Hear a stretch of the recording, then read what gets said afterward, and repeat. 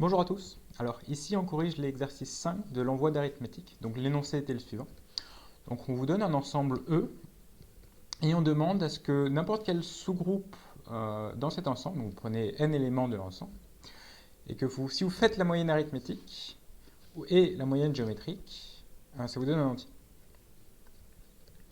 Alors par exemple, et on dit que cet ensemble est intéressant. Par exemple, E, si vous choisissez 4, 16 et 64, on peut vérifier que c'est deux propriétés. Donc pour ça, il faut vérifier euh, toutes les paires que l'on peut faire avec ces nombres, faire leur moyenne et vérifier que ce sont des entiers. Et même chose pour les trois éléments. Et prendre la racine aussi de tous les groupes de 2, et etc. Donc ici, pour trois éléments, c'est facile. Question, est-ce que vous pouvez me donner un ensemble E intéressant avec exactement 2022 éléments? Et deuxième question, est-ce que c'est possible d'en construire un qui est infini? Voilà, je vous laisse mettre sur pause pour réfléchir à l'exercice.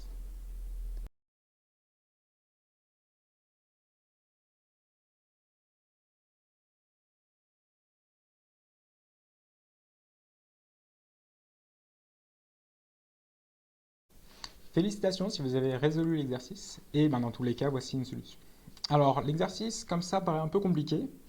Donc, on va commencer déjà par une version plus simple. Donc, on oublie les racines et on va supposer simplement E moyennement intéressant. Donc, on garde seulement l'hypothèse que toutes les moyennes arithmétiques est un entier. Alors, ici, deux remarques. La première remarque, c'est que, en fait, si on considère tous les sous-ensembles de E, il y en a vraiment beaucoup. Alors, en fait, 2 puissance n. Et toutes les vérifier, ça va être difficile. Alors, la deuxième remarque ici, c'est que notre exercice est un exercice de divisibilité. En fait, on demande à ce que les entiers soient divisibles par n. Alors, astuce, si je regarde ici ma somme et que mon premier x1 en fait était divisible par n, en fait, je pouvais juste l'éliminer et demander à ce que la divisibilité soit le reste. Et le problème serait beaucoup plus simple si en fait tous mes xi étaient divisibles par n. Et ben, rien ne nous empêche de le demander et c'est ce qu'on va faire. Donc, on va chercher construire des x tels que tous les entiers qui sont plus petits que 2022, parce que E va être inférieur à 2022, x est divisible par n. Et dans ce cas-là, c'est très facile que toutes les sommes sont divisibles par n. Et pour tous les n inférieurs à 2022. Maintenant, est-ce que vous pouvez trouver un tel E? Eh bien oui, par exemple, pour construire un x qui vérifie ça, je peux choisir 2022 factoriel. Et pour en construire un deuxième, je peux faire 2 fois 2022 factoriel, etc. jusqu'à 2022 factoriel. Donc ça me donne exactement un ensemble à 2022 éléments et qui sont tous moyennement intéressants. Alors, si vous voulez essayer avec les racines avec la même astuce, je vous laisse mettre sur pause. Et sinon, on passe à la suite. Alors, la suite, donc maintenant on s'intéresse à la deuxième condition du problème, c'est-à-dire que les moyennes géométriques soient entières.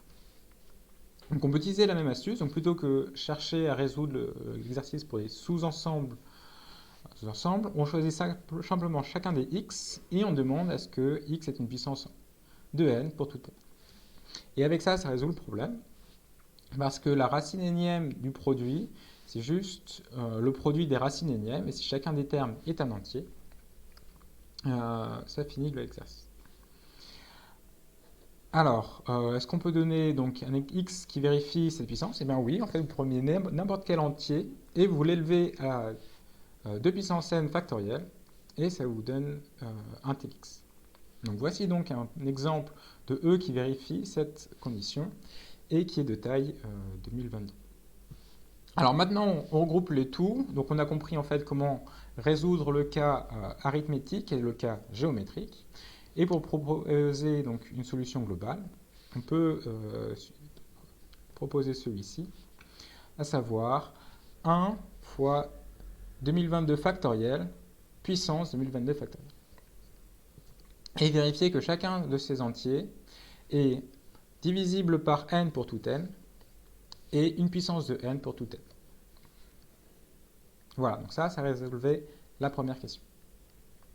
Alors, deuxième question, on demande de trouver un ensemble E infini. Alors, même chose, ben, on va commencer simplement à s'intéresser par la moyenne arithmétique entière. Alors ici, on peut faire une remarque, c'est que si je choisis deux sous-groupes de taille n, et je modifie juste le premier élément. Donc ici, je prends x1, ici, je prends y1, mais le reste, c'est le même. Eh bien, il faut que les deux soient divisibles par n. Donc si je fais la différence, j'obtiens que n divise x1 moins y1. Et là, on peut se dire, ben, puisque E est un ensemble infini, on va avoir des n qui vont parcourir l'infini, et donc on va vite avoir une absurdité. Et en effet, il suffit de choisir n qui est strictement plus grand que x1 plus y1, et cette condition-là n'est plus possible. Donc, conclusion, il n'existe pas d'ensemble E, donc moyennement intéressant infini, et donc par extension, pas d'ensemble E intéressant infini. Voilà, ben ça résout complètement le problème, et j'espère qu'il vous a plu.